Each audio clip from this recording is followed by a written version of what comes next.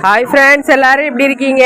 இது வந்து ஒரு ஸ்வீட் மெமரி வீடியோ தான். என்னன்னா இங்கே பாருங்க, எங்கள் சித்தி அவங்க என்ன பண்ணிட்டு இருக்காங்கன்னா அம்மியில் அரைச்சிட்டு இருக்காங்க. வச்சுக்கோங்க, அம்மினா மேக்ஸிமம் முக்கால்வாசி பேருக்கும் தெரியும், யாராவது 1-2 பேருக்கு தான் தெரியாமல் இருக்கும். இதுதான் பழைய காலத்து மிக்சி. பார்த்துக்கோங்க, இப்போ நம்ம சுவிட்சை போட்டோமா 1 2 2 3 அப்படின்னு சொல்லிட்டு அடித்தோமா டர்ற பொருள்னு மிக்சியில் நல்லா மாவு போல் அரைஞ்சி வந்துடும்.